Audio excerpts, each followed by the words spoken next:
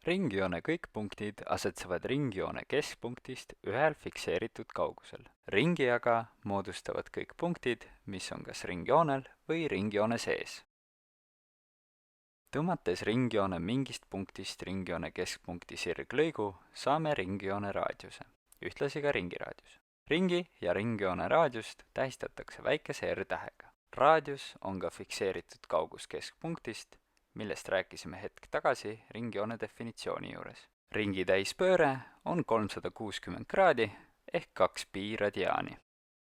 Sirglõiku, mis läbib ringjoone keskpunkti ja ühendab kahte ringjoone punkti, nimetatakse ringjoone ja ringi diameetriks. Diameetrit tähistatakse väikese D-tähega ning on sama pikk kui 2 raadiuse pikkust. Kui ringile tõmmata 2 raadiust, siis jagavad need ringi 2 osaks. Neid osi nimetatakse sektoriteks ja need hõlmavad raadiustega piiratud ringi osa.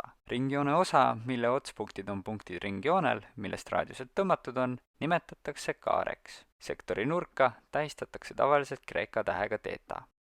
Sektori pindala arvutamiseks toon välja 2 valemit, mis on põhimõtteliselt samad ühe väikese erinevusega. Kui sektori nurk on antud radiaanides, siis pindala valem on raadiuse pikkus ruudus korda theta jagatud 2-ga. Kui aga on nurk antud kraadides, siis tuleb esmalt teisendada kraadid radiaanideks. Seda saame teha võttes theta, korrutades seda läbi piiga ja lõpuks jagada tulemus 180-ga.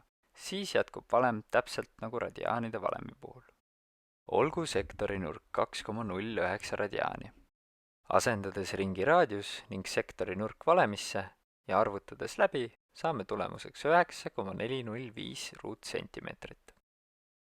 Nüüd vaatame aga olukorda, kus sektori nurk on antud kraadides. Esmalt peame muutma kraadid radiaanideks. Korrutame 120 kraadi läbi piiga ja jagame selle 180-ga. Tulemuseks saame umbes 2,09 radiaani. Asendades ringi raadius ning saadud tulemus valemisse, saame sektori pindalaks 9,405 ruutsentimeetrit.